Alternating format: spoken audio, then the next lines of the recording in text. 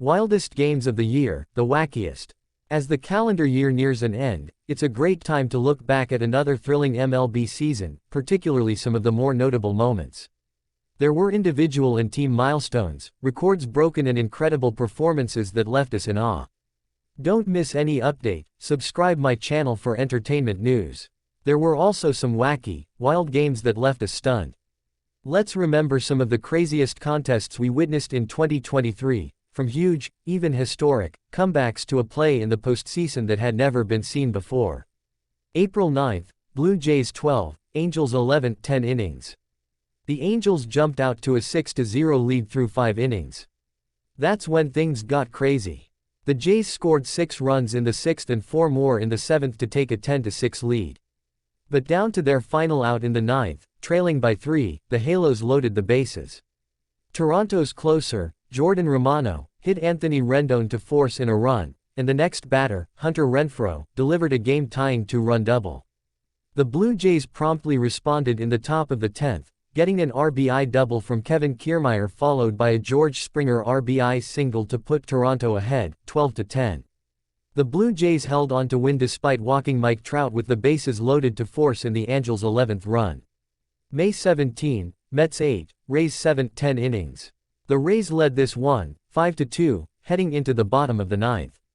But the Mets, thanks to the heroics of rookie catcher Francisco Alvarez, tied the game on a 2-out, 3-run homer to force extra innings. In the top of the 10th, Tampa Bay went ahead thanks to a pair of RBI singles, one from Harold Ramirez and the other by Josh Lowe. But the Mets responded with their second 3-run homer in as many innings, this one a towering drive into the second deck in left center field by Pete Alonso to win it. Astros 9, 14 innings. Cleveland and Houston were knotted at 6 at the end of 9 innings thanks to Josh Naylor's clutch RBI double with the Guardians down to their final out. It remained that way until Kyle Tucker finally broke the logjam with a single to score Jose Altuve in the top of the 12th. But the Guardians weren't fazed. They eked out a run in the bottom of the 12th thanks to a throwing error by Houston shortstop Jeremy Pena. In the top of the 13th, the Astros went ahead again on a Mauricio Dubon RBI double. But the Guards again had an answer. Steven Kwan delivered a game-tying single in the bottom of the frame. Tucker came through with another go-ahead single for Houston in the 14th, but the indomitable Guardians would not be deterred. Tyler Freeman doubled in the tying run and 2 batters later, Will Brennan won this marathon with a double of his own. Astros 12, Rangers 11. The Astros were involved in another wild one about a month later, but this time Houston emerged victorious, though it was nearly a disaster. Houston jumped out to a 10-2 lead over its Lone Star State rival, but the Rangers reeled off 9 unanswered runs to take an 11-10 lead into the 9th at Globe Life Field. The Astros, despite blowing an 8-run lead, got up off the mat and scored twice in the 9th inning on back-to-back RBI doubles from Jose Abreu and Chas McCormick in what proved to be the difference in the game. Nationals 8, A's 7. August 13th was quite a day for wild games around baseball. One of them took place in Washington, where the A's took a 7-2 lead into the bottom of the 9th against the Nationals. In a scene reminiscent of a game that took place nearly 4 years earlier, the Nats rallied for 6 runs to win it. On Sept. 3, 2019, Kurt Suzuki launched a walk-off 3-run homer to cap a 7-run 9th to beat All-Star closer Edwin Diaz and the Mets. This time, it all began with a Jeter Downs leadoff walk against Trevor May. 1 out later, Joey Meneses and Keibert Ruiz hit back-to-back singles to load the bases. Stone Garrett followed with an RBI single. Ildemaro Vargas then hit a sacrifice fly. It was now 7-4, but Washington was down to its final out, making what followed even more remarkable. Riley Adams came to the plate and drew a walk, spelling the end of May's outing. Kirby Snead was summoned from Oakland's bullpen and walked Dominic Smith to force in another run. Alex Call then reached on an E6 that enabled 2 more runs to score and tie the game. Downs, who had opened the inning with a walk, delivered a game-winning single to complete the incredible comeback. Marlins 8, Yankees 7. On the same day, another game ended with the same final score and another amazing 9th-inning comeback. At Loandapat Park, the Yankees held a 7-3 advantage going into the bottom of the 9th, with Clay Holmes trying to close out a New York victory. But Yuli Gurriel had other ideas, opening the frame with a double. After John Berti struck out, Nick Fortes singled and Jazz Chisholm Jr. drew a walk to load the bases. Then, as is the case in many improbable comebacks, there was a defensive miscue. Josh Bell reached first on an errant throw by Holmes, enabling 2 runs to score. It was now 7-5. Up stepped Luis Arraez, who tripled in 2 more to tie the game. 2 batters later, Jake Berger delivered a walk-off single to cap the rally as a stunned Yankees squad walked off the field in an 8-7 loss. August 15, Mariners 10, Royals 8, 10 innings. This game featured another inspired 9th-inning comeback by the home team, but without the same result as what the Marlins and Nationals enjoyed 2 days earlier. The Royals, who trailed the Mariners in the 5th inning, 7-0, were down 8-5 heading into the bottom of the 9th at Kauffman Stadium. Nelson Velasquez opened the inning for Kansas City by reaching on an errant throw by Seattle second baseman Josh Rojas. 1 out later, Samad Taylor walked and the Royals brought the tying run to the plate. Michael Garcia, however, grounded out softly to second, and Kansas City was down to its final out. Bobby Witt Jr. stepped to the plate and drew a walk to load the bases. Then back-to-back singles from Michael Massey and Salvador Perez tied the game. But that's where this plot diverged from the events that transpired in Washington and Miami a couple of days prior. Ty France helped Seattle avert disaster with his clutch 2-run single in the top of the 10th, and Taylor Saucedo closed the game out with a 1-2-3 bottom of the 10th for the Mariners. August 26, Reds 8, D-backs 7, 11 innings. Arizona led this one, 4-0, in the 6th inning. But the visiting Reds proceeded to score 4 unanswered runs to push the game into extra innings. Then, things got wild. Spencer Steer and Nick Martini opened the 10th with back-to-back doubles, and Christian Encarnacion Strand added an RBI single for good measure, giving Cincinnati a 3-run lead. But that lead was short-lived. In the bottom of the 10th, Geraldo Perdomo led off with a single to drive in Jose Herrera, who began the inning at second base. Perdomo eventually came around to score when Tommy Pham reached on an error by second baseman Matt McClain. Christian Walker followed that with a game-tying sacrifice fly, scoring Corbin Carroll, who had earlier walked. When it comes to wild finishes, this one was unique on this list. It wasn't a hit or a walk that drove in the go-ahead run for the Reds in the 11th, but a balk by D-backs reliever Nabil Crismat. T.J. Hopkins was at the plate when the balk occurred, after Steer reached on an infield single that sent automatic runner T.J. Friedl to third. One Tara Jewell was at the plate and another represented the go-ahead run at third when Crismat's miscue gave Cincinnati the lead. Lucas Sims closed the game out for the Reds with an uneventful bottom of the 11th. Sept. 23, Pirates 13, Reds 12. The Pirates not only won a thrilling game with an incredible comeback on this day, they also made franchise history in the process. Things started out ugly for Pittsburgh at Great American Ballpark. By the 4th inning, Cincinnati had a 9-0 lead. The Bucks, in their franchise's 142-year history, were 0-819 when trailing by 9 or more runs in a game. Then the unprecedented materialized. Pittsburgh scored 13 unanswered runs, including 3 on an opposite field homer by Brian Reynolds, and extinguished a late Cincinnati threat thanks to some tremendous defense. In the 8th, the Reds had 2 on and 1 out, with the Pirates clinging to a 13-11 lead. Tyler Stevenson hit a sharp ground ball headed for center field. But second baseman Ji-Hwan Bae made a sensational sliding grab, got up and began an inning-ending double play. In the 9th, despite the Reds putting the first 2 runners on and scoring a run on a groundout to pull within a run, Carmen Wojcinski closed the game out for his first MLB save and a historic Pirates win. October 9, Braves 5, Phillies 4, NLDS Game 2. Wild games in the regular season are one thing. A wild finish to an epic postseason game. That's quite another. That's what we saw in Game 2 of the National League Division Series between the Braves and Phillies at Truist Park. Atlanta featured the most prolific offense in the game, tying an AL/NL record with 307 home runs during the regular season and becoming the first team in AL/NL history to finish a season with a slugging percentage of .500 or greater .501. But the Braves lineup was conspicuously silent, with Phillies pitching shutting out Atlanta over the first 14 innings of the series. Then in the 6th inning of Game 2, Braves bats finally awakened. Ozzie Albies singled home Ronald Acuna Jr. to get them on the board. Then in the 7th, Travis d'Arnaud belted a 2-run homer off Zach Wheeler to bring Atlanta within 1. In the 8th, Austin Riley smashed a go-ahead 2-run homer to set the stage for a wild and historic finish. Bryce Harper opened the 9th with a walk against A.J.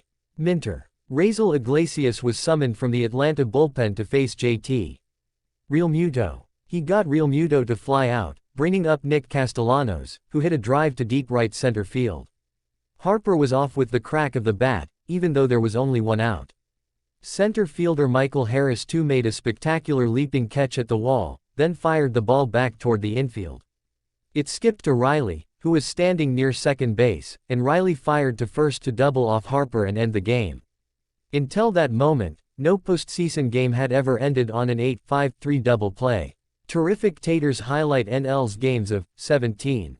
The Dodgers came about as close as they could to bringing a World Series title home to their fans and to the National League after an amazing 2017 season. Taking the Houston Astros to Game 7 of the Fall Classic was the nearest the Dodgers have been to winning it all since 1988. Still, the Dodgers and the other 14 teams in the senior circuit each enjoyed their own game of the year in 2017.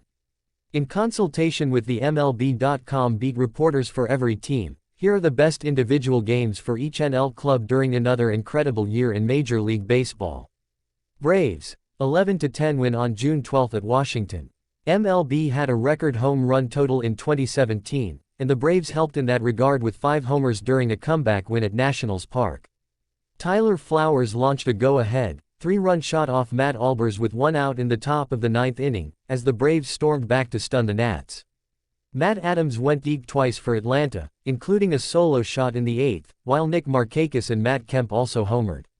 As Tyler Flowers' 33rd round, 2005 draft, Chipola College rounded the bases after watching his go-ahead 3-run home run off Matt Albers' 23rd round, 2001 draft. William P. Clements H.S. in Texas escaped the right field wall. The players in the Braves bullpen yelled and jumped around, some coming out of the dugout to greet Flowers with high fives. The Nationals players, meanwhile, sat stone-faced as fans voiced their displeasure at Nationals Park. Flowers' homer powered the Braves to an 11-10 win over the Nationals on Monday night. It was Flowers' 4th home run of the season, and the Braves' 5th blast of the night. A lot of his hits have been ones that put us ahead or tie the game, like that one tonight, Braves manager Brian Snitker said of the catcher. That's a big strong man right there going the other way. The Nationals entered the 8th inning with a 9-6 advantage, but for the 3rd straight day, Washington's bullpen surrendered the lead. The Braves scored twice in the 8th, including Matt Adams' 23rd round, 2009 draft, Slippery Rock University of Pennsylvania, 2nd home run of the day, before taking command in the 9th.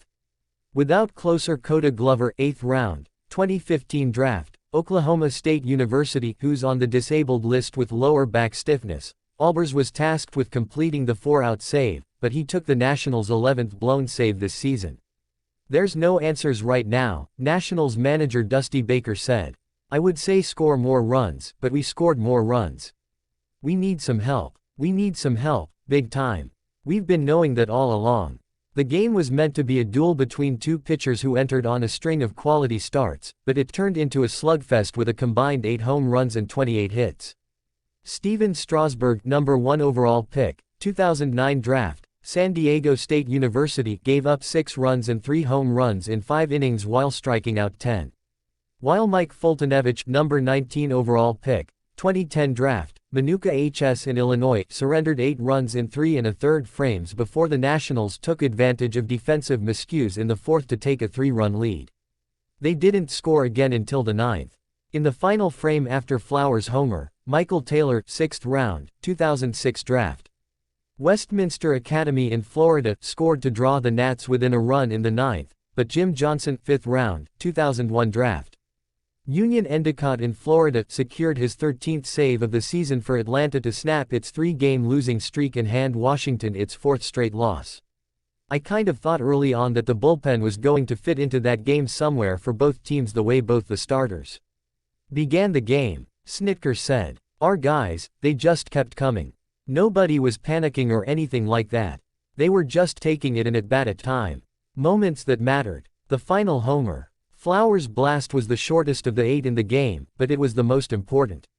Albers walked 2 in the 9th and struck out 1 before Flowers, who had been 0 for 4, came to the plate.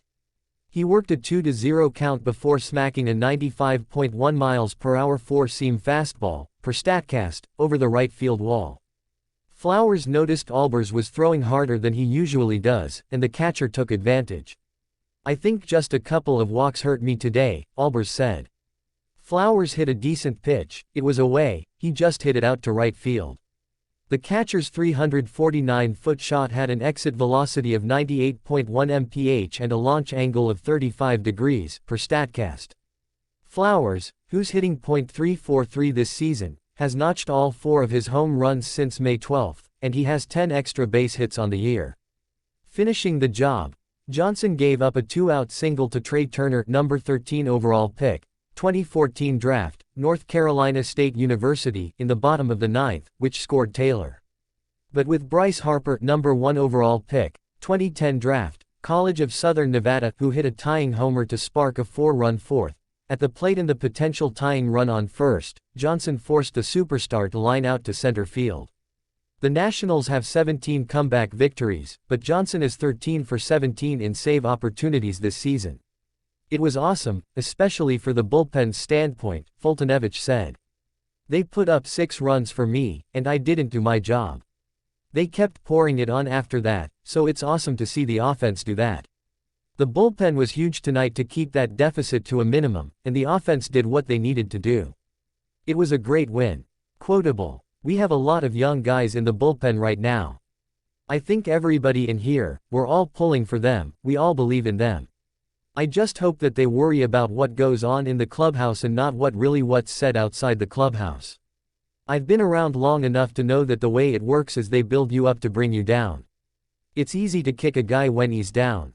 I'm just going to try to be a great teammate to them and support them through thick and thin." Strasburg, on the bullpen: "We're going to kick balls here and there, just as every team will, not get the jobs done in those situations. But the makeup of the team and the chemistry of the group, I think we're a far better team than where we're at." Flowers, on the Braves' 28-35 record: "Sound smart with your friends." Strasburg is the 4th pitcher in the last 100 years to allow 3 home runs and record 10 strikeouts in 5 or fewer innings. What's next? Braves. After perhaps his best start of the season, R.A. Dickey will take the mound against the Nationals on Tuesday at 7:05 p.m. ET at Nationals Park. The right-hander allowed a season-low 1 run and struck out a season-high 8 batters against the Phillies on Thursday. Nationals. Joe Ross will make the start, coming off one of the best performances of his career, when the Nationals host the Braves on Tuesday night at 7:05 p.m. ET at Nationals Park.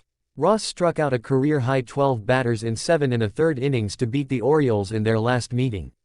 Brewers. 4-3 win on September 23 versus Cubs. With a sellout crowd and playoff atmosphere at Miller Park late in the season, the Brewers pulled off one of their most stunning victories of the year. Orlando Arcia tied the game in the bottom of the 9th inning with a leadoff homer, and Travis Shaw hit a walk-off 2-run shot in the 10th as the Brewers twice rallied against Cubs closer Wade Davis. Milwaukee kept its postseason hopes alive with the improbable victory, which snapped a streak of 69 consecutive losses when the team trailed after 8 innings. "This is playoff baseball for us," Brewers manager Craig Counsell said after his team pulled off its most stunning victory of the season. "If the actual playoffs prove this compelling, baseball fans everywhere are in for a treat." In a 3rd consecutive extra-inning thriller between 2 teams which have jockeyed in the National League Central, Orlando Arcia lined a tying leadoff home run in the bottom of the 9th inning and Travis Shaw hit a walk-off 2-run blast in the 10th as the Brewers twice rallied against lights-out Cubs closer Wade Davis for an improbable 4-3 win in front of a sellout crowd on Saturday at Miller Park. "It's a fabulous series to this point," said Cubs manager Joe Maddon. "There's no difference between these 3 games and the games that will occur next month in the postseason. They're absolutely that intense, well played on both sides. Give both teams credit." The Brewers had lost their last 69 games when trailing after 8 innings, dating to August 2016 in Seattle. Davis had converted 38 straight saves for the Royals and Cubs, including all 32 this season since signing with Chicago. I probably haven't been able to come up with the words for this series, Counsell said. If this hasn't been the best baseball series that you've seen in a long time, then you've seen some pretty good baseball. This is as exciting as it gets. Chicago's magic number to clinch the NL Central remained at 5 over St.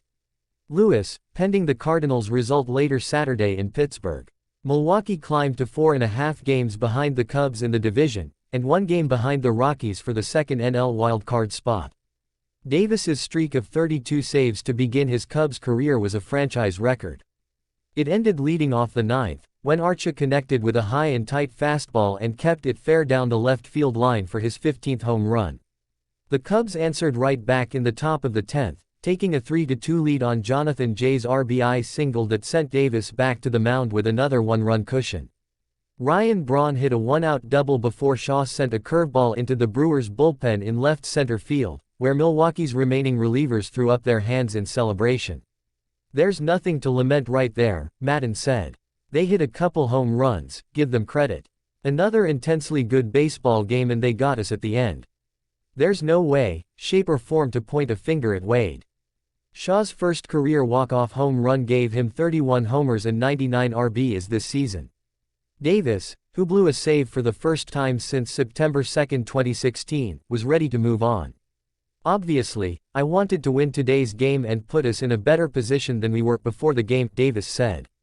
"That kind of stinks. Move on from it." That is precisely what the Brewers did after losing each of the previous 3 games in their opponent's final at-bat.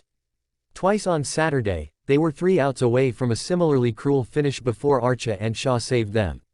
"This felt like one of the more significant regular season wins I've ever been a part of," said 10-year veteran Braun. "For us, it was a must-win game. A game that keeps us alive. And just a lot of fun. They have been phenomenal baseball games all the way around."